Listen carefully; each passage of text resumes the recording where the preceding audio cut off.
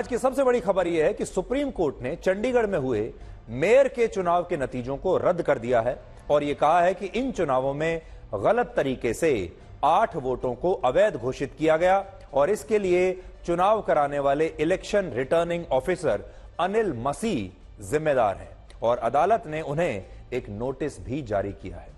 इस फैसले में सुप्रीम कोर्ट ने प्रमुख रूप से 3 बड़ी बातें कही हैं। पहली बात यह कि सुप्रीम कोर्ट ने आम आदमी पार्टी के कुलदीप कुमार को चंडीगढ़ का नया मेयर घोषित कर दिया है, जो 30 जनवरी को हुए चुनाव में 8 वोटों के अवैध घोषित होने की वजह से हार गए थे और उनकी जगह बीजेपी के उम्मीदवार चंडीगढ़ का मेयर का चुनाव जीत गए थे। लेकिन अब सुप्रीम कोर्ट ने कहा है कि आम आदमी पार्टी के कुलदीप कुमार ही चंडीगढ़ के नए मेयर होंगे। दूसरी बात, सुप्रीम कोर्ट ने यह कही कि चुनाव कराने वाले रिटर्निंग ऑफिसर अनिल मसीह ने गलत तरीके से 8 बैलेट पेपर्स पर स्याही का निशान लगाया और जानबूझकर इन बैलेट पेपर्स को खराब करने की कोशिश की, जबकि ये बैलेट पेपर्स यानी ये वोट खराब नहीं थे। और अदालत में सुनवाई के दौरान आज यह मुद्दा भी उठा कि जब अनिल मसीह बैलेट पेपर्स पर कुछ लिख रहे थे तब वो बार बार ऊपर लगे कैमरों को क्यों देख रहे थे। ये देखिए, इस तरीके से ये तस्वीरें पूरे देश ने देखी हैं। जब वो कुछ लिख रहे हैं बैलेट पेपर्स पर तो बार बार कैमरे की तरफ भी देख रहे हैं और जिस पर अनिल मसीह के वकील ने आज कहा कि वो सिर्फ ये चेक करना चाहते थे कि वहां लगे कैमरे काम कर रहे हैं या नहीं कर रहे हैं। और यहीं पर अनिल मसीह फंस गए क्योंकि कैमरे वाकई काम कर रहे थे। और अनिल मसीह की तरफ से यह दलील भी दी गई है कि चुनावों के दौरान उम्मीदवारों ने बैलेट पेपर्स को छीन लिया था और उन्हें मोड़ दिया था, उन्हें खराब कर दिया था और इसीलिए उन्होंने खराब बैलेट पेपर्स की पहचान करने के लिए उन पर निशान लगा दिए और उन्होंने कोई धांधली नहीं की थी। यह उनका पक्ष है। लेकिन सुप्रीम कोर्ट में आज चुनावों के समय का पूरा सीसीटीवी फुटेज देखा गया। यह सब कुछ सुप्रीम कोर्ट में हुआ, यह देखा जजों ने और इसके बाद मुख्य न्यायाधीश जस्टिस DY चंद्रचूड़ ने कहा कि अनिल मसीह ने अदालत से झूठ बोला है और उन्होंने गलत तरीके से 8 वोटों को अवैध घोषित किया है और इसलिए आज अदालत ने उन्हें एक कारण बताओ नोटिस जारी किया और कहा कि बैलेट पेपर से छेड़छाड़ करने के लिए अनिल मसीह के खिलाफ आपराधिक धाराओं में कार्रवाई होनी चाहिए। यह एक बहुत बड़ा फैसला भी है और अनिल मसीह के खिलाफ बहुत बड़ा आरोप है क्योंकि अनिल मसीह ने सुप्रीम कोर्ट के सामने झूठ बोला है, सुप्रीम कोर्ट में खड़े होकर, और भारत के मुख्य न्यायाधीश के सामने उन्होंने झूठ बोला है। यह एक बहुत गंभीर अपराध है और यह फैसला सुप्रीम कोर्ट की जिस 3 जजों की बेंच ने सुनाया है उसमें मुख्य न्यायाधीश जस्टिस DY चंद्रचूड़ के अलावा जस्टिस मनोज मिश्रा और जस्टिस JB पारदीवाला भी शामिल थे। तो ये वो बेंच है जिसने ये क्रांतिकारी और इतना बड़ा फैसला आज सुनाया है और पूरे देश को बता दिया है कि सुप्रीम कोर्ट वाकई इस देश में सुप्रीम है। अब सबसे बड़ी बात यह है कि इस मामले में सुप्रीम कोर्ट ने शायद आज तक सबसे कम समय में सुनवाई करके फैसला सुनाने का एक नया रिकॉर्ड बना दिया है, क्योंकि यह मामला 1 फरवरी को सुप्रीम कोर्ट पहुंचा था और इसके बाद अदालत ने सिर्फ 19 दिनों में सभी पक्षों को खुद सुनने के बाद आज 20 फरवरी को अपना फैसला भी सुना दिया। यानी बिल्कुल जो है जिसको हम कहेंगे T20 स्टाइल में यह फैसला सुनाया है जल्दी से। और सोचिए, अगर न्याय देने की गति बाकी मामलों में भी आ जाए, बाकी के जो हमारे मामले हैं देश में, अगर उनकी न्यायिक प्रक्रिया भी इतनी ही तेज चलने लगे, अगर उनके फैसले भी ऐसे ही 19-20 दिन में, 1 महीने में आने लगे, तो वाकई हमारे देश में राम राज्य आ जाएगा। हमारे देश की अदालतों में जो 5 करोड़ मामले लंबित हैं उनका कितने कम समय में निपटारा हो सकता है, आज आप खुद कल्पना कर सकते हैं। और यह सब कुछ इच्छा शक्ति पर आधारित है, क्योंकि सुप्रीम कोर्ट को लगा कि इस मामले में जल्द सुनवाई करनी चाहिए, यह बड़ा मामला है और उन्होंने बहुत जल्द सुनवाई करके फैसला भी सुना दिया। इस बार सुप्रीम कोर्ट ने यह नहीं कहा कि आप पहले हाई कोर्ट जाइए या हाई कोर्ट के अलावा सेशन जज जाइए, यह सब कुछ नहीं कहा, सीधे सुनवाई की और फैसला भी सुना दिया। देखिए, कहने को तो ये मेयर का चुनाव है चंडीगढ़ का, लेकिन इससे जो संदेश गया है यह बहुत बड़ा संदेश गया है। अभी हमारे देश के बहुत सारे लोग ऐसा मानते हैं कि अनिल मसीह चुनाव आयोग के अधिकारी हैं। यह भी हमारे देश में बहुत सारे लोगों को गलतफहमी होगी कि ये अनिल मसीह हैं कौन, और लोगों को लगता है कि ये चुनाव आयोग के अधिकारी होंगे। जिन्होंने बीजेपी को मेयर के चुनावों में जिताने के लिए यह धांधली की, जबकि हकीकत में इस पूरी कहानी की भी अपनी एक और कहानी है, जिसे आज आप सबको बहुत ध्यान से सुनना चाहिए। जो कहानी मैं आपको बता रहा हूं, यह आपको इससे पहले किसी ने नहीं बताई होगी। चंडीगढ़ के मेयर चुनाव में अनिल मसीह रिटर्निंग ऑफिसर जरूर थे, लेकिन इसका मतलब यह बिल्कुल नहीं है कि वो राज्य या केंद्रीय चुनाव आयोग के कोई अधिकारी हैं। असल में किसी भी शहर में जब मेयर के पद के लिए चुनाव होता है तो वो चुनाव रिटर्निंग ऑफिसर की निगरानी में होते हैं, और वो रिटर्निंग ऑफिसर कोई मनोनीत सदस्य होता है, यानी ऐसा व्यक्ति जिसे उस शहर का सबसे बड़ा अधिकारी खुद मनोनीत करता है। जैसे चंडीगढ़ में जब मेयर पद के चुनाव होने थे तो चंडीगढ़ के डिप्टी कमिश्नर ने इन चुनावों को कराने के लिए अनिल मसीह को मनोनीत किया, और अनिल मसीह चुनाव आयोग से नहीं थे, ना ही वो कोई सरकारी अधिकारी हैं, बल्कि वो बीजेपी की तरफ से थे, बीजेपी से थे। अनिल मसीह चंडीगढ़ में बीजेपी के अल्पसंख्यक मोर्चा के महासचिव रह चुके हैं, जिन्हें डिप्टी कमिश्नर ने एक प्रक्रिया के तहत मेयर चुनाव का मनोनीत रिटर्निंग ऑफिसर नियुक्त किया था। और इसमें कहने को तो संवैधानिक तरीके से, कानूनी तरीके से कुछ भी गलत नहीं है। नियमों के तहत डिप्टी कमिश्नर के पास यह पूरा अधिकार होता है कि वो किसी भी मनोनीत पार्षद, वरिष्ठ पार्षद या किसी सरकारी अफसर को मेयर चुनाव के लिए रिटर्निंग ऑफिसर नियुक्त कर सकते हैं। और क्योंकि अनिल मसीह एक मनोनीत पार्षद थे, इसलिए चंडीगढ़ के डिप्टी कमिश्नर ने उन्हें रिटर्निंग ऑफिसर नियुक्त कर दिया। लेकिन अनिल मसीह ने चुनाव में धांधली की और लोगों ने यह समझ लिया कि यह सब कुछ चुनाव आयोग द्वारा हुआ है, जबकि अनिल मसीह चुनाव आयोग के अधिकारी नहीं है। तो पहला स्पष्टीकरण तो यह है, और वो असल में बीजेपी के नेता रहे हैं और एक मनोनीत पार्षद भी है, जिसकी वजह से उन्हें रिटर्निंग ऑफिसर नियुक्त किया गया। लेकिन उन्होंने अपना काम ईमानदारी से नहीं किया, और इसीलिए आज सुप्रीम कोर्ट को अपना यह कड़ा फैसला सुनाना पड़ा। हालांकि सुप्रीम कोर्ट ने अनिल मसीह के खिलाफ जांच करने के लिए कहा है, और हमें भी यही लगता है कि यह बात पूरे देश के सामने आनी चाहिए कि अनिल मसीह ने ये जो पूरी गड़बड़ी की है, धांधली की है, 8 वोट खराब किए हैं, ये अनिल मसीह ने किसके इशारे पर किया है? अनिल मसीह से यह सब करने के लिए किसने कहा था? अनिल मसीह का मसीहा असल में कौन है, यह तो पूरा देश जरूर जानना चाहेगा।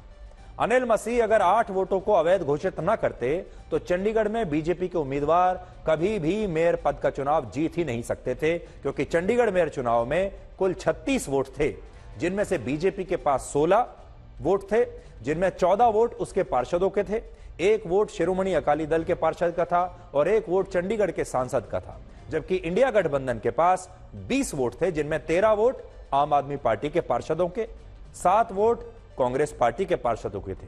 हालांकि एक लेटेस्ट अपडेट आपके लिए यह है कि फिलहाल आम आदमी पार्टी के 13 में से 3 पार्षद बीजेपी में शामिल हो गए हैं। और हो सकता है कि अगर सुप्रीम कोर्ट आगे यह कह देता कि इसमें नया चुनाव होना चाहिए, तो हो सकता है बीजेपी ये चुनाव जीत भी जाती। लेकिन सुप्रीम कोर्ट ने यह देख लिया कि हॉर्स ट्रेडिंग हो रही है, लोगों को तोड़ा जा रहा है, लोग एक पार्टी से दूसरी पार्टी की तरफ जा रहे हैं, इसलिए सुप्रीम कोर्ट ने यह नहीं कहा कि आप नया चुनाव कीजिए, बल्कि उन्होंने पुराने वोटों को ही गिना और देखा कि कौन कौन से अवैध वोट हैं, और फिर अपना फैसला सुना दिया। अब आप यह देखिए कि सुप्रीम कोर्ट के इस फैसले का विश्लेषण क्या है, और इस विश्लेषण को आप 5 बड़ी बातों से समझ सकते हैं। जैसा मैंने आपको पहले कहा, कहने को तो यह चंडीगढ़ के मेयर का चुनाव है, लेकिन जो कुछ इस चुनाव में हुआ है उसका असर पूरे देश की राजनीति पर पड़ेगा, और उसका असर बीजेपी पर भी पड़ेगा, और अरविंद केजरीवाल इस मुद्दे को बहुत बड़ा बनाएंगे। पहली बात, इस फैसले से यह पता चलता है कि हमारे देश की न्यायपालिका पूरी तरह स्वतंत्र है, और जो लोग भारत की न्यायपालिका और दूसरे संस्थानों और एजेंसियों को सरकार के प्रभाव में होने का दावा करते हैं, आरोप लगाते हैं और उनकी निष्पक्षता को संदेह की नजरों से देखते हैं, आज वो सारे संदेह दूर हो गए हैं। सुप्रीम कोर्ट ने बता दिया है कि सुप्रीम कोर्ट वाकई में हमारे देश में सुप्रीम है, और एक लोकतंत्र में जब भी कोई गलती होती है, जब भी कोई व्यक्ति इस लोकतंत्र को कमजोर करने की कोशिश करता है, कोई संस्थान इस लोकतंत्र को कमजोर करने की कोशिश करता है, लोकतंत्र या चुनाव के नाम पर कोई भ्रष्टाचार होता है, तो सुप्रीम कोर्ट उस गलत फैसले को सही करता है। और सुप्रीम कोर्ट आज भी अपनी इस जिम्मेदारी को बखूबी निभा रहा है, इसलिए इसमें सुप्रीम कोर्ट की तारीफ करनी चाहिए। जस्टिस DY चंद्रचूड़ की खुलकर तारीफ आज होनी चाहिए, क्योंकि उन्होंने इतना सख्त स्टैंड लिया है जिससे पूरे देश को यह पता चल गया है कि सुप्रीम कोर्ट वाकई सुप्रीम है और सुप्रीम कोर्ट किसी के दबाव में नहीं आता, चाहे कोई भी हो। दूसरी बात, इस फैसले से चुनावों की निष्पक्षता और उनकी प्रक्रिया को लेकर भी एक अविश्वास अब हमारे देश में पैदा हो जाएगा और यह भारत के लोकतंत्र के लिए एक बुरी खबर है, अच्छी खबर बिल्कुल नहीं है। हमारे देश में चुनावों में कैसे धांधली की जा सकती है, कैसे मिली भगत करके जीतने वाले को हराया जा सकता है, हारने वाले को जिताया जा सकता है, ये आज पूरे देश के लोगों ने देख लिया और ये हमारे देश के लोकतंत्र के लिए और चुनावों पर विश्वास करने वाले लोगों के लिए अच्छा नहीं है। तीसरा, इससे यह भी पता चलता है कि बैलेट पेपर से होने वाले चुनावों में धांधली कितनी आसानी से हो सकती है और इसीलिए शायद हमारे देश में बैलेट पेपर बंद करके इलेक्ट्रॉनिक वोटिंग मशीन से चुनाव कराने का फैसला किया गया होगा। इसलिए बैलेट पेपर वाला जो व्यवस्था है उसकी भी ये बहुत बड़ी नाकामी है, क्योंकि उसमें कोई भी अनिल मसीह जैसा व्यक्ति आएगा, बैलेट पेपर पर कुछ लिखेगा और वोटों को अवैध घोषित कर देगा। चौथी बात, इस फैसले से हमारे देश में एक नैरेटिव बनेगा जिससे बीजेपी को बहुत नुकसान होगा और अरविंद केजरीवाल और उनकी पार्टी को बहुत फायदा होगा। और अब केजरीवाल इस घटना का हर जगह पर जिक्र करेंगे, इस्तेमाल करेंगे और यही कहेंगे कि बीजेपी धांधली करके बेईमानी से चुनाव जीतती है और चंडीगढ़ का मेयर का चुनाव इसका सबसे बड़ा उदाहरण है। और आज भी अरविंद केजरीवाल ने बिल्कुल यही बात की है। और आज आप मेरे शब्द याद रखिएगा, अब अरविंद केजरीवाल चुनाव होने तक अपनी हर रैली में, हर इंटरव्यू में, हर प्रेस कॉन्फ्रेंस में इस मेयर के चुनाव का ही जिक्र करते रहेंगे और बताते रहेंगे कि कैसे उन्हें हराने के लिए बहुत बड़ी साजिश हो रही है।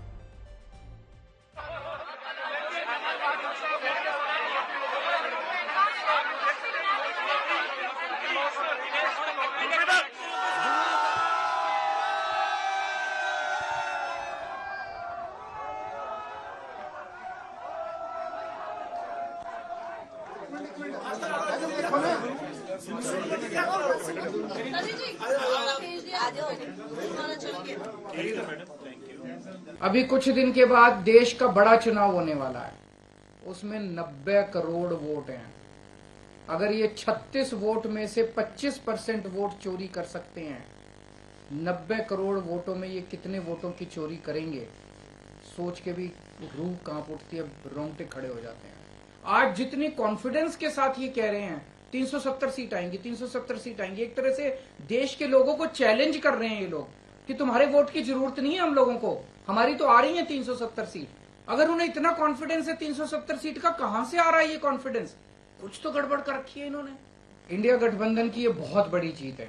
मैं धन्यवाद करना चाहूंगा माननीय अदालत का, क्योंकि उन्होंने आज लोकतंत्र की जीत हुई है, चंडीगढ़ वासियों की जीत हुई है और इंडिया अलायंस की जीत हुई है। उनको कहा गया था कि सारा ओरिजिनल रिकॉर्ड लेके आएं और पोलिंग जो हुई थी उन वोट्स को एग्जामिन कर सुप्रीम कोर्ट ने ये वर्डिक्ट दिया है कि जो 8 वोट्स को डिक्लेयर किया गया था इनवैलिड इलेक्शन के दौरान, वो बिल्कुल गलत है और उन 8 वोट्स को ऐड कर 12 से जो 20 वोट्स हो जाती हैं, उसके ऊपर जो पिटिशनर कुलदीप कुमार हैं उनको उन्होंने वैलिड डिक्लेयर कर चंडीगढ़ का मेयर इलेक्ट किया है। हम नहीं कह सकते कि अनिल मसीह के पीछे कौन है और अनिल मसीह को यह सब करने के लिए किसने कहा था, लेकिन अनिल मसीह ने जाने अनजाने में बीजेपी का बड़ा नुकसान कर दिया। और जैसा आपने देखा कि केजरीवाल अब हर जगह जा जाकर यही बताएंगे कि कैसे चुनाव की प्रक्रिया पर अब विश्वास नहीं किया जा सकता। जिस तरह अभी यह समझ में नहीं आ रहा कि अनिल मसीह ने किसके इशारे पर मेयर के इन चुनावों में धांधली की, उसी तरह से किसी को यह भी समझ में नहीं आ रहा है कि पश्चिम बंगाल में शाहजहां शेख आखिर कहां छुपा हुआ है और पूरे पश्चिम बंगाल की पुलिस उसे अब तक ढूंढ क्यों नहीं पा रही है। कलकत्ता हाई कोर्ट ने आज पश्चिम बंगाल की पुलिस से यह पूछा है कि ऐसा कैसे हो सकता है कि जिस शाहजहां शेख पर बलात्कार और जमीन हड़पने के गंभीर आरोप हैं, वो पिछले 46 दिनों से पुलिस की पहुंच से बाहर है और उसका कोई अता पता नहीं है। और अदालत ने यह बात भी कही कि अगर शाहजहां शेख पर लगे हजारों आरोप झूठे हैं, जैसा कि उनकी पार्टी कह रही है, लेकिन अगर उनमें से एक भी आरोप सही निकला तो क्या इस व्यक्ति की गिरफ्तारी नहीं होनी चाहिए?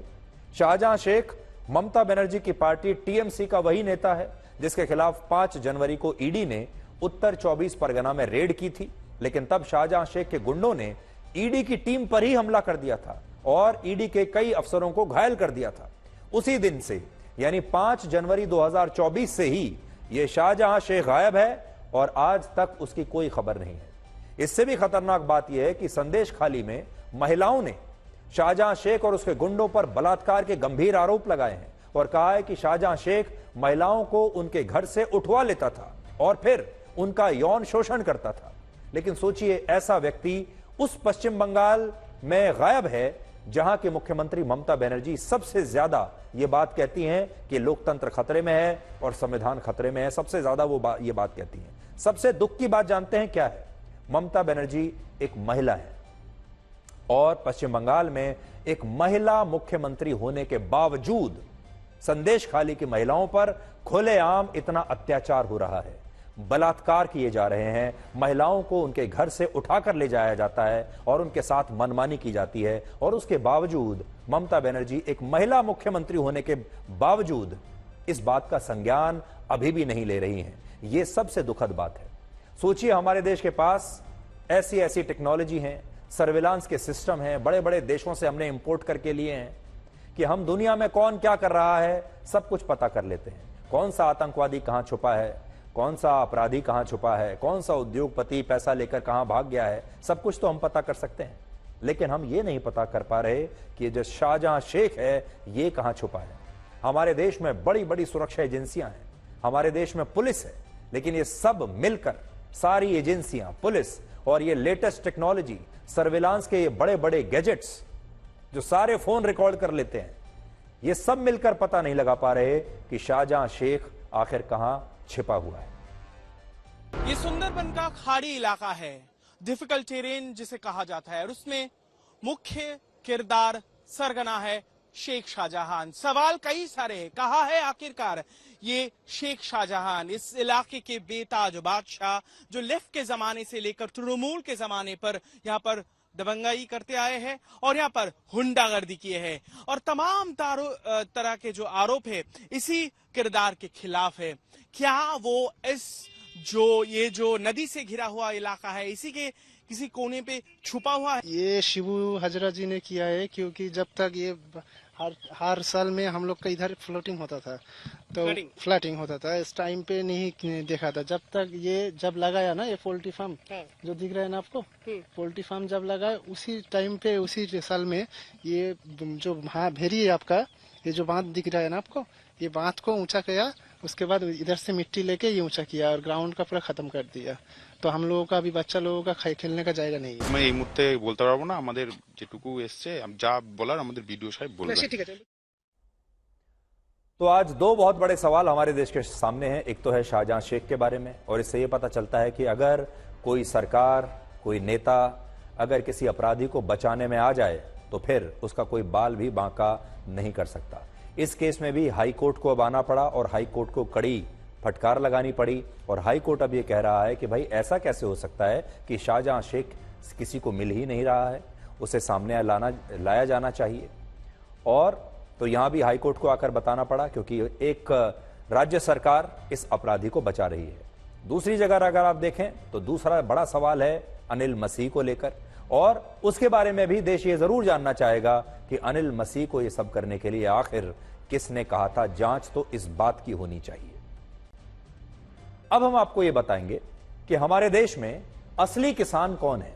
क्या पंजाब के किसानों को ही असली किसान माना जाएगा, या फिर जो बाकी राज्यों में दूसरी फसलें उगाने वाले किसान हैं, जो पशुपालन करते हैं, मछली पालन करते हैं, दूसरी फसलों को उगाते हैं, क्या उन्हें भी किसान माना जाएगा या वो कोई और है? ये पूरा विश्लेषण आज हम आपको दिखाएंगे। लेकिन उससे पहले आप ये देखिए कि आंदोलनकारी किसानों ने 21 फरवरी को यानी कल सुबह 11 बजे दिल्ली कूच करने का ऐलान किया है, और इन दो तस्वीरों ने अभी हरियाणा पुलिस को चिंता में डाल दिया है। इनमें एक तस्वीर में शंभू बॉर्डर पर पोकलेन मशीन आपको नजर आ रही है, जिसका इस्तेमाल सुरंग बनाने के लिए और सड़कों को खोदने के लिए होता है। और दूसरी तस्वीर में वहां की एक स्थानीय नदी के पास आंदोलनकारी किसानों ने मिट्टी से भरी हजारों बोरियां इकट्ठा करके रखनी शुरू कर दी हैं, और ऐसा कहा जा रहा है कि अगर हरियाणा पुलिस ने किसानों को सड़कों पर रोकने का प्रयास किया तो इसके बाद ये किसान इन मिट्टी की बोरियों को नदी में फेंककर नदी के पानी के ऊपर रास्ता बना लेंगे और नदी के रास्ते उसके बाद दिल्ली तक पहुंच जाएंगे। यानी इस बार किसान पूरी तैयारी के साथ हैं और किसानों ने यह सोच के रखा है कि इस बार वो अगर पानी पर भी चलकर आना पड़े नदी के जरिए तो भी वो दिल्ली पहुंचकर रहेंगे, चाहे सड़कों को खोदना पड़े, चाहे सुरंग खोदनी पड़े और या फिर नदियों का पानी सुखाना पड़े, इस बार वो दिल्ली आकर रहेंगे। जो पोकलैंड मशीन है अब वो किसानों ने यहाँ मंगवा ली है, क्योंकि सामने की तरफ जो शंभू बॉर्डर है वहां पर हरियाणा पुलिस और रैपिड एक्शन फोर्स के जवान हैं। और 13 फरवरी को जिस तरीके से किसान जब दिल्ली जाने के लिए मूव कर रहे थे तो लगातार वहां से आंसू गैस के गोले छोड़े गए, जो सड़कों पर कील गाड़ी गई है, जो सड़कों पर बकायदा लोहे के कटीले तार लगाए गए हैं रोकने के लिए, उनको हटाने के लिए इस पोकलैंड मशीन का इस्तेमाल किया जाएगा। सीधे सीधे देखिए पोकलैंड मशीन की तस्वीर हम आपको दिखा रहे हैं जिस पर तमाम नौजवान खड़े, उसके अलावा जेसीबी मशीन है। देखो हम आपको घुमाकर ये तस्वीर दिखाने की कोशिश करते हैं कि किस तरीके से बाकायदा जो जेसीबी मशीन है यहाँ पर पहुंची हुई है। और ये जो अगर देखेंगे इन चीजों से जो सीमेंट की बैरिकेटिंग है उसको तोड़ा जाएगा, जो शंभू बॉर्डर पर लगाई गई है हरियाणा पुलिस के जरिए, उसके बाद आगे बढ़ा जाएगा। कल किसानों ने शंभू बॉर्डर पे ये ऐलान कर दिया कि वो केंद्र सरकार की तरफ से दी गई प्रपोजल को खारिज करते हैं और इसीलिए कल 21 तारीख 11 बजे वो दिल्ली के लिए कूच करेंगे। लेकिन शंभू बॉर्डर पे फिलहाल जो स्थिति है, हरियाणा पुलिस किसी भी हालात में किसानों को आगे बढ़ने नहीं देंगे। ऐसे सिचुएशन में किसानों की तरफ से भी ये क्या अरेंजमेंट्स है कि वो किस तरीके से दिल्ली के लिए कूच करेंगे। आप देख सकते हैं कि ये जो बैग्स है ये मिट्टी और बालू से भरे गए हैं। इन बैगों का इस्तेमाल करके जो पोर्शन नॉन मोटोरेबल है उसको मोटोरेबल बना के ये दिल्ली की तरफ आगे बढ़ने की कोशिश करेंगे। मैं अपने कैमरामैन प्रदीप गुप्ता को ये दिखाने कहूंगी कि वो जो बॉर्डर में आप जो ब्रिज देख रहे हैं उसके ठीक नीचे एक नदी जा रही है और उसी नदी पे ये जो सैंड बैग्स है, ये जो मिट्टी की ढेरें हैं, वो कहीं ना कहीं इस्तेमाल करके। तो इस समय अगर आप देखेंगे तो हर जगह मनमानी व्यवस्था चल रही है। पश्चिम बंगाल में एक अलग व्यवस्था चल रही है जो शाहजहां शेख की मदद करती है, उसे छुपने में मदद कर रही है। चंडीगढ़ के मेयर के चुनाव में एक अलग व्यवस्था चल रही है जहां अनिल मैसी खुलकर 8 वोटों को अवैध घोषित कर देते हैं। और अब यहां अगर आप देखेंगे तो किसानों की एक अलग व्यवस्था चल रही है। अब आप ये देखिए कि आंदोलनकारी किसानों ने मोदी सरकार का प्रस्ताव स्वीकार क्यों नहीं किया और क्या सिर्फ पंजाब के किसानों को ही असली किसान माना जाना चाहिए। किसान 23 फसलों की खरीद पर एमएसपी की गारंटी देने की मांग कर रहे हैं, ये उनकी सबसे बड़ी मांग है। जबकि केंद्र सरकार ने केवल 5 फसलों की खरीद पर किसानों से 5 साल के लिए एक एमएसपी एग्रीमेंट करने का प्रस्ताव रखा था। और ये 5 फसलें कौन सी थीं, आपको भी जानना चाहिए। ये थीं अरहर दाल, उड़द दाल, मसूर दाल, मक्का और कपास। ये वो 5 फसलें हैं जिनका पंजाब में ज्यादा उत्पादन नहीं होता और इसीलिए किसानों ने केंद्र सरकार के इस प्रस्ताव को एक धोखा बताया, क्योंकि उन्हें लगा कि इन फसलों पर एमएसपी मिलने से उन्हें कोई फायदा नहीं है। पंजाब में प्रमुख रूप से धान और अनाज की फसल उगाई जाती है और पंजाब में लगभग 41 लाख हेक्टेयर की कृषि भूमि में से सिर्फ 33,000 हेक्टेयर जमीन पर ही अरहर की दाल, उड़द दाल और मसूर दाल के लिए बुआई होती है। और इसीलिए पंजाब के किसान कह रहे हैं कि जो फसल वो लोग ज्यादा उगाते नहीं हैं उस पर उन्हें सरकार से एमएसपी एग्रीमेंट करके क्या फायदा होगा। और बात बिल्कुल सही भी है। अगर यह किसान आंदोलन पूरे भारत के किसानों का आंदोलन होता तो शायद केंद्र सरकार के इस प्रस्ताव को बाकी के किसान सहर्ष खुशी खुशी स्वीकार कर लेते। लेकिन क्योंकि यह आंदोलन सिर्फ पंजाब के किसानों का है और वो सिर्फ अपने बारे में सोच रहे हैं, बाकी के देश के किसानों के बारे में नहीं सोच रहे हैं, इसलिए सरकार का यह प्रस्ताव खारिज हो गया। भारत में 95% मसूर दाल का उत्पादन मध्य प्रदेश, पश्चिम बंगाल, बिहार और झारखंड में होता है। 80% अरहर दाल का उत्पादन महाराष्ट्र, कर्नाटक, उत्तर प्रदेश, गुजरात और झारखंड में होता है। 75% उड़द दाल का उत्पादन मध्य प्रदेश, आंध्र प्रदेश, उत्तर प्रदेश, तमिलनाडु और महाराष्ट्र में होता है। और इस हिसाब से देखें तो केंद्र सरकार ने आंदोलनकारी किसानों को जो प्रस्ताव दिया था उससे देश के इन राज्यों के किसानों का तो ज्यादा फायदा हो सकता था, लेकिन पंजाब के जो किसान खुद को पूरे देश का किसान बता रहे हैं उन्होंने इस प्रस्ताव को ठुकरा दिया। और इससे आप यह समझ सकते हैं कि यह आंदोलन पूरे देश के किसानों का नहीं बल्कि पंजाब के किसानों का है, जिसमें आंदोलनकारी किसान पंजाब के हिसाब से अपनी मांगों को लेकर सरकार से बातचीत कर रहे हैं। और इसीलिए आज एक बड़ा सवाल यह है कि जब यह आंदोलन सिर्फ पंजाब के किसानों का है तो फिर ये किसान पंजाब सरकार की बजाय भारत सरकार से एमएसपी पर कानून बनाने की मांग क्यों कर रहे हैं। ये चाहें तो अपनी पंजाब की सरकार से कह सकते हैं कि पंजाब की सरकार इनके लिए एक अलग कानून बना दे, क्योंकि ये जो मांग कर रहे हैं वो सिर्फ पंजाब तक ही सीमित है। इस मांग का बाकी के देश के किसानों से कोई लेना देना नहीं। तो इसके दो कारण हैं। पहला कारण यह कि पंजाब में बड़े पैमाने पर धान और गेहूं की फसल उगाई जाती है, जिसकी खरीद फूड कॉर्पोरेशन ऑफ इंडिया यानी एफसीआई करता है, और यह खाद्य निगम भारत सरकार का होता है। यानी भारत सरकार ही अभी पंजाब के किसानों की ज्यादातर फसल एमएसपी पर खरीद रही है। इसलिए पंजाब के किसान केंद्र सरकार से ही इस पर गारंटी देने की मांग कर रहे हैं, पंजाब सरकार से नहीं कर रहे। हालांकि इसका एक दूसरा कारण यह भी है कि अगर आज पंजाब के किसान वहां की सरकार से एमएसपी पर राज्य के लिए कानून बनाने की मांग करते भी हैं तो पंजाब की सरकार शायद ऐसा कर नहीं पाएगी। इस समय पंजाब की आर्थिक स्थिति इतनी खराब है कि वहां की सरकार आंदोलन को तो अपना समर्थन दे सकती है, लेकिन आंदोलनकारी किसानों को एमएसपी की गारंटी नहीं दे सकती। पंजाब पर इस समय 3,24,000 करोड़ रुपए का कर्ज है, और इस भारी भरकम कर्ज की वजह से पंजाब की सरकार चाहकर भी एमएसपी की गारंटी पर कोई कानून नहीं बना सकती, जबकि उसके पास ऐसा करने की सारी संवैधानिक शक्तियां मौजूद हैं। आंध्र प्रदेश की सरकार ने पिछले ही साल एमएसपी पर फसलों की खरीद के लिए एक बिल तैयार किया था, और पंजाब की सरकार भी चाहे तो वो भी राज्य की विधानसभा में इस पर कानून लाकर किसानों को एमएसपी की गारंटी दे सकती है। लेकिन अभी की स्थिति यह है कि पंजाब की सरकार के पास कानून बनाने के लिए तो संवैधानिक शक्तियां हैं, लेकिन उन्हें पूरा करने के लिए पैसा नहीं है। और यही वजह है कि पंजाब सरकार अभी सिर्फ आंदोलनकारी किसानों को समर्थन दे रही है। और आप तो जानते ही हैं कि समर्थन में कोई लागत यानी कोई खर्च नहीं लगता, समर्थन देने में पैसा नहीं लगता। लेकिन जिस दिन पंजाब के किसानों ने वहां की सरकार से एमएसपी पर कानून मांग लिया तो पंजाब की सरकार भी इस आंदोलन से अपना हाथ वापस खींच लेगी।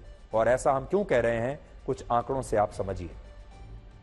इस समय पंजाब की सरकार पर न सिर्फ लाखों करोड़ रुपए का कर्ज है, बल्कि पंजाब की आर्थिक स्थिति पिछले कुछ दशकों में बहुत खराब हुई है। वर्ष 2000 में पंजाब में प्रति व्यक्ति आय के मामले में पंजाब 5वें स्थान पर था पूरे देश में, लेकिन आज पंजाब 18वें स्थान पर खिसक चुका है। जो गुजरात वर्ष 2000 में प्रति व्यक्ति आय के मामले में पूरे देश में 12वें स्थान पर था, वो अब 8वें स्थान पर पहुंच चुका है। और ऐसा सिर्फ इसलिए हुआ क्योंकि गुजरात में पंजाब की तरह नए सुधारों का, आर्थिक सुधारों का विरोध नहीं हुआ, और गुजरात के किसानों ने एमएसपी की बैसाखी पर खुद को निर्भर नहीं बनाया। और ये आंकड़े दिखाते हुए हमें बहुत दुख हो रहा है, क्योंकि हम पंजाब के लोगों और वहां के किसान भाइयों की आर्थिक तरक्की चाहते हैं। वो भी चाहते हैं कि उन्हें ज्यादा पैसा मिले, जिस पर अभी अंकुश लग गया है। और सबसे बड़ी बात यह है कि पंजाब के किसानों की मांगें गलत भी नहीं है, क्योंकि वहां किसानों की आय में लगातार गिरावट आई है, और इसका सबसे बड़ा कारण है फसलों की उत्पादकता न बढ़ना। आज युवा क्रिकेटर ध्रुव जुरैल के जो पिता हैं नेम सिंह जुरैल, वो इस समय हमारे साथ हैं। और अब मैं आपको सीधे उनके घर लेकर चलता हूं, और उनका घर है आगरा में। नेम सिंह जी, आपका बहुत बहुत स्वागत है। धन्यवाद जी।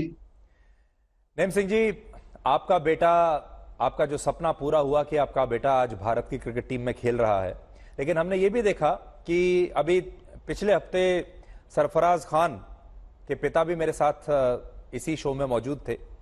तो सरफराज खान का जब डेब्यू हुआ तो हमारे देश में एक बहुत बड़ी हेडलाइन बनी, चारों तरफ सरफराज का नाम हो रहा था, उनके माता पिता की तस्वीरें लगातार आ रही थी, उनके पिता स्टेडियम में मौजूद थे। लेकिन आपकी तस्वीर हमें कहीं दिखाई नहीं दी। ध्रुव की उतनी बात नहीं हो रही जितनी कि सरफराज की हो रही थी। हालांकि ध्रुव ने भी बहुत शानदार प्रदर्शन किया।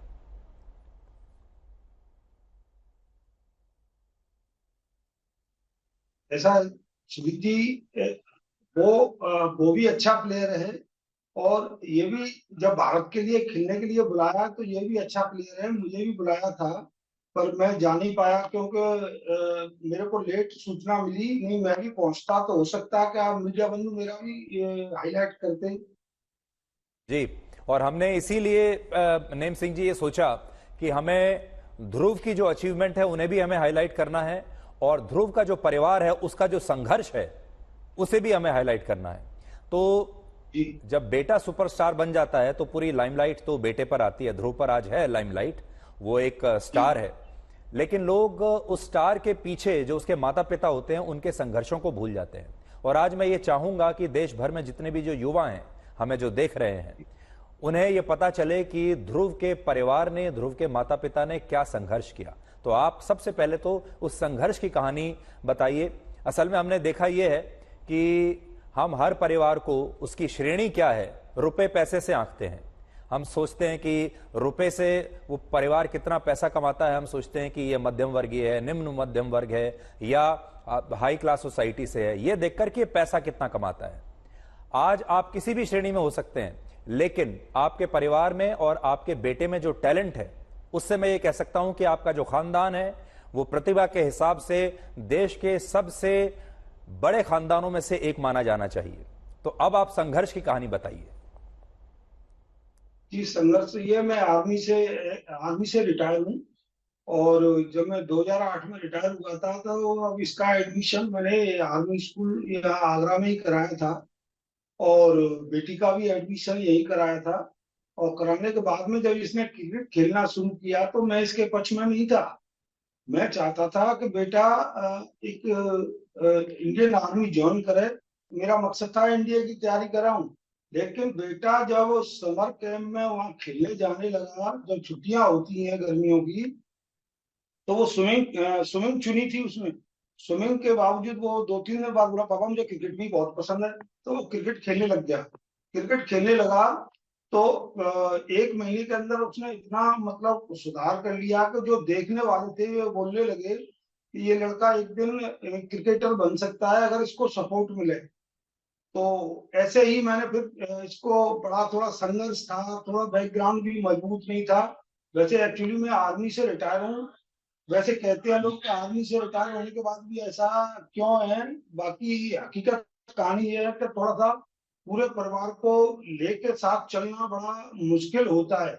तो मैंने भी पूरे परिवार को सपोर्ट करते हुए आगे उनको निकाला, और बेटे की तरफ भी ध्यान दिया। मैं चाहता था कि क्रिकेट में खेल के ये पढ़ाई करे, पर लेकिन वो नहीं माना।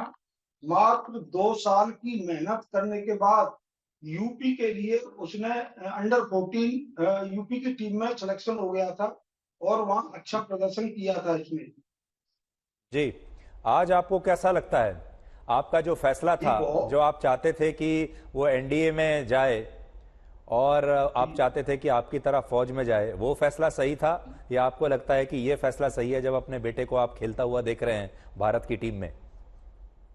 देखो, ये तो ऊपर वाले के ऊपर छोड़ रखा था। जब ये हालात है आ गई तो ये ध्रुव कहने लगा कि अगर मम्मी मुझे, अगर तुमने क्रिकेट का किट नहीं दिलाया तो मैं घर से भाग जाऊंगा। तो उस टाइम उसकी मम्मी ने काफी सपोर्ट किया था, और सपोर्ट क्या किया था, जो हमारे पास ज्वेलरी थी वो भी हमने बेची थी जी। और जब इसको हमने क्रिकेट खिलाना शुरू किया था। ये किस्सा मैं आपसे जरूर जानना चाहूंगा कि जब ध्रुव ने आपसे कहा कि उसे क्रिकेट का किट चाहिए, क्रिकेट का किट उस समय लगभग 6,000 रुपए के आसपास का आता था। जी, 7200 रुपए का आया था जी। कितना? 7200 रुपए का जी। और उस समय आपके पास शायद उतना पैसा नहीं था, तो आपने कैसे मैनेज किया? एक चैन थी और वो सुनार के यहाँ हमने बेची थी। आपके लिए बड़ा भावुक क्षण रहा होगा वो। जी, अभी भी ऐसा ही लगता है वो दिन। और जब आपने अपने बेटे को भारतीय क्रिकेट टीम में देखा, उस दिन आप जब खेलने के लिए उतर रहा था मैदान में, उस दिन आप कहाँ थे, कहाँ पर देख रहे थे, और वो क्षण आपके लिए कैसा था? घर ही देख रहा था, टीवी पे ही, और बड़ा अच्छा महसूस हो रहा था। जी, जब वो चेन बेची आपने, जी, ध्रुव की मदर की जो चेन थी, माँ की जो चेन थी, उस समय आपने कभी सोचा था कि ये चेन जो आज आप बेच रहे हैं, ये एक दिन, एक तरीके से आप ये समझ लीजिए कि आपने एफडी में वो पैसा डाला और वो इतने बड़े रूप में आपको वापस मिलेगा? देखो जी, ये तो सभी मेरे कोच और यूपीसीए के जो भी सेलेक्टर थे और राजीव शुक्ला जी, ये सब ने काफी उस बच्चे के टैलेंट को पहचाना और उसे सपोर्ट किया। और उसके टैलेंट को पहचानते हुए जैसे जैसे वो आगे बढ़ा, तो फिर भी हम फिर भी इंटरेस्ट हो गए थे काफी, का हो सकता है कि बेटा हमारा एक दिन भारत के लिए खेलेगा। जी नेम सिंह जी, किसी भी पिता के लिए सबसे खूबसूरत बात यह होती है कि उसे अपने बेटे की पहचान के जरिए जाना जाए। आज लोग आपको ध्रुव जुरैल के पिता के तौर पर जानते हैं, यह क्षण आपके लिए कैसा है? बहुत खुशी का मामला मेरे लिए। जो मैंने आंख खोल के जो सपना देखा था, वो ऊपर वाले ने मेरा सपना पूरा किया। और मैं अपने सभी कोच और जितने भी जो मेरे को इस क्रिकेट के बारे में मार्गदर्शन दिया था, क्योंकि मैं क्रिकेट के बारे में इतनी मुझे जानकारी नहीं थी, केवल मैच देखता था, न कि मुझे कोई जानकारी हो क्रिकेट के बारे में। मुझे सभी लोगों ने सपोर्ट किया है, मैं इसके लिए उनका बहुत बहुत तहे दिल से स्वागत करता हूँ। और इस बात को मैं माथे का मुकुट बना के रखूंगा सबके लिए। कभी कभी लगता है कि आज भी जैसे कोई सपना आप देख रहे हैं? कभी आपको ऐसा लगता है कि इस समय भी जब हम ये जो इंटरव्यू कर रहे हैं, देखिए आज तक पर आपका एक इंटरव्यू आ रहा है, आपको ऐसा लग रहा है कि जैसे सपने जैसा है? जी सपना ही हो गया, एकदम ऐसे नहीं महसूस हो रहा था कि इतना जल्दी डेब्यू कर जाएगा। जिस दिन ध्रुव मैच खेल रहा था, हमने देखा, चाहे सरफराज के पिता हों, उनको भी हमने देखा, वो भी बड़े भावुक हो रहे थे और आप भी टीवी पर देख रहे थे। उस दिन क्या आपकी आंखों से आंसू छलक रहे थे जब ध्रुव को आपने मैच में जाते हुए देखा? मैं बांके बिहारी जी के दर्शन में बांके बिहारी के मंदिर में ही था उस टाइम, इसको कैब मिली थी और मैंने यही बोल दिया था, बेटा ये कैब को मैं ठाकुर जी के चरणों में अर्पित करूंगा, और मैं आ नहीं पाया हूँ। जी, आपकी भावनाएं तो हमने देखी। ध्रुव की जो मां है, जिन्होंने अपनी चेन बेचकर ध्रुव को उसका पहला क्रिकेट का किट दिलवाया, मां की क्या भावनाएं थी उस दिन? आपकी और ध्रुव की मां की क्या बातचीत हुई? बस यही थी कि आज बेटा डेब्यू करेगा। और दोनों हम बांके बिहारी जी के दर्शन करने गए। दोनों बांके बिहारी के जब दर्शन कर रहे थे तो मुझे ये बात है 9:05 की। नए फेज के लिए, उस नए जीवन के लिए, उस स्टारडम के लिए क्या ध्रुव तैयार है? क्या आप लोग तैयार हैं? क्या बताते हैं आप ध्रुव को कि जो जीवन का नया जो चरण उसके आ रहा है, उससे वो कैसे निपटेगा? आप तो खुद एक फौजी हैं। जी, बस यही समझाया, बेटा सभी बड़ों का जिस तरीका से सम्मान करते आए हो उसी तरह से सम्मान करना है। और जो एक शोहरत मिली है और जो आज आप यहाँ पहुंचे हो, ये न जाने भारतवर्ष के कितने लोगों की दुआएं तुम्हारे साथ हैं, जो कि आज तुम उस भारत की टीम में खेल रहे हो और इतने बड़े प्लेयरों के साथ साझा कर रहे हो। तो बेटा हर प्लेयर से कुछ न कुछ वो तुम्हें बताना है, उसको लेना है, उनसे सीखना है।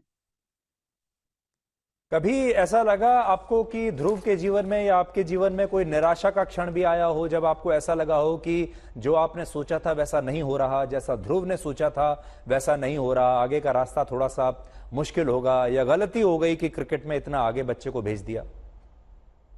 जी, ये तो जिंदगी में टर्न आते रहते हैं। कभी परफॉर्मेंस अच्छी कर रहा है तो सिलेक्शन हो रहा है, नहीं कर पा रहा है तो नहीं हो पा रहा है। तो ऐसे तो महसूस होता है कि कहीं हमने गलत स्टेप तो नहीं ले लिया, क्योंकि क्रिकेट के साथ में पढ़ाई बहुत अच्छी नहीं हो पाती है जितनी होनी चाहिए। तो इसलिए थोड़ा महसूस तो होता था, पर लेकिन सब कुछ रियल तो ये है हकीकत कि मैं केवल भगवान के ऊपर रहा और यही कहता रहा, बेटा मेहनत कर, एक दिन पक्का ही सुनेंगे तेरी। जी, आज जब ध्रुव कभी घर आता है, आपसे मिलता है, आपके साथ समय बिताता है परिवार के साथ, जी जी, तो मैंने ऐसा सुना है कि आप उससे अब क्रिकेट के बारे में कोई बात नहीं करते? जी नहीं करता। क्या बात करते हैं फिर? जी वैसे और सारी वैसी बातें कर लूंगा, कैसे हो बेटा, क्या कर लिया। उसकी मम्मी भी यही पूछेगी, मम्मी पता लास्ट एक ये, बेटा खाना खा लिया, बेटा नाश्ता कर लिया, बेटा कोई दिक्कत तो नहीं है। बस यही है, मैं भी यही राजी खुशी लेता हूँ। वो अपनी तरफ से कुछ मुझे बताएगा तो तभी मैं सुनता हूँ, और अच्छी परफॉर्मेंस करता है, वो कर रहा है, उस दिन भी मैं वो उसको शाबाशी दूंगा। और बाई दी वे परफॉर्मेंस नहीं हो पाती है तो फिर यही बोल के कहता हूँ, बेटा ये भी एक क्रिकेट का हिस्सा है, कोई बात नहीं, निराश नहीं होना है, अगले के लिए तैयार हो। जी,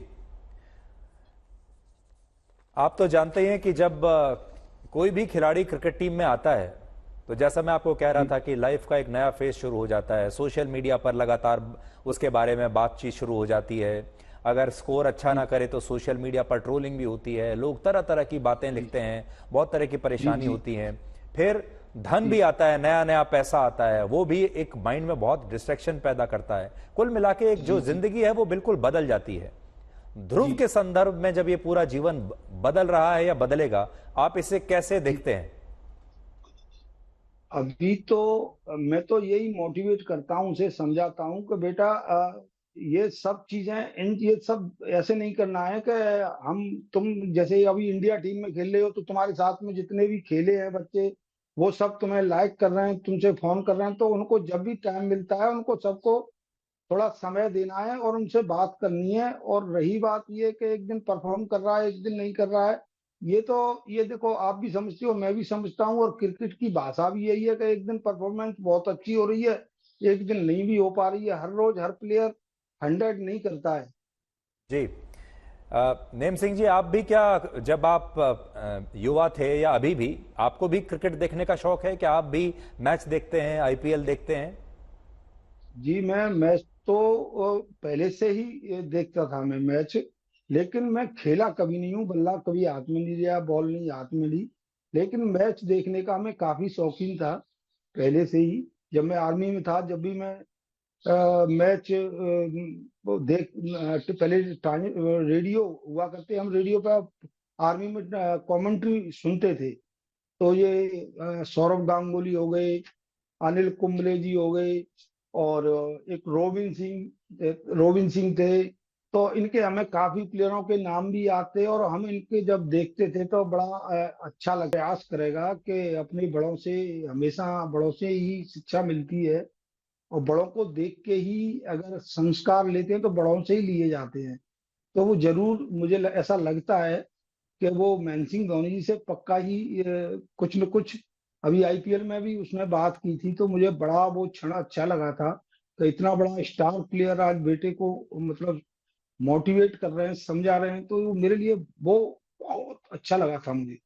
जी, महेंद्र सिंह धोनी के ऊपर एक फिल्म बनी थी जो बहुत चली थी, सुपरहिट फिल्म थी, आपने भी शायद देखी होगी। आप भी कभी चाहेंगे कि कभी ऐसी फिल्म आपके बेटे के ऊपर भी बने? महेंद्र सिंह धोनी के पिता की जो भूमिका हमने देखी, उनका पूरी कहानी देखी, काफी कुछ आपकी कहानी से मिलती जुलती है। देखिए, वही संघर्ष हैं, वही जो मध्यम वर्गीय परिवार होते हैं, उसमें एक लिमिटेड बजट होता है घर का, किट खरीदने के लिए, बैट खरीदने के लिए पैसा नहीं होता, संघर्ष बिल्कुल एक जैसे हैं। कभी आप चाहेंगे कि ये संघर्ष किसी फिल्म के जरिए लोगों तक आए, लोग भी देखें कि क्या संघर्ष था? देखो जी, अभी तो स्टार्टिंग है, अगर और भी अच्छा करता, इसी तरह आगे बढ़ता जाए तो वो अब क्या आगे क्या होता है तो इसके लिए तो मैं अभी भविष्य की नहीं कह सकता हूँ। जी, अच्छा ये बताइए, जब से ध्रुव इंडियन क्रिकेट टीम में आया है, उस दिन के बाद से जीवन में क्या बदलाव आया है? अड़ोस पड़ोस में आपका अपना सर्कल होगा, आपके अपने दोस्त होंगे, बाकी के लोग भी होंगे, अब समाज का प्रेशर भी आपके ऊपर ज्यादा होगा। अब आपको थोड़ा ये भी देखना होगा कि भाई ध्रुव के पिता हैं तो थोड़ा ये सोच समझ के चलना है। क्या बदलाव आपके जीवन में आए? चौधरी साहब, बदलाव तो यही, इतना ऐसा कुछ नहीं है महसूस हुआ है, पर थोड़ा बेटे के माध्यम से, अब जब आपने पहले ही बोला था कि बेटे के माध्यम से मुझे पहचान मिली है। पड़ोस में तो सब जानते ही हैं कि ये नेम सिंह है, लेकिन अभी जब मीडिया बंधु अब मुझे इस तरह से हाईलाइट कर रहे हैं तो अभी आदमी एक बार देखता है कि भाई ये तुम ध्रुव के पापा हो, तो ऐसे मतलब लोग पहचानते हैं तो बड़ी खुशी होती है अंदर से। नेम सिंह जी, हमसे बात करने के लिए आपका बहुत बहुत शुक्रिया। कौन कहता है खुशियां बांटने से बढ़ती हैं? आजकल खुशियां बांट दो तो दुश्मन बढ़ जाते हैं।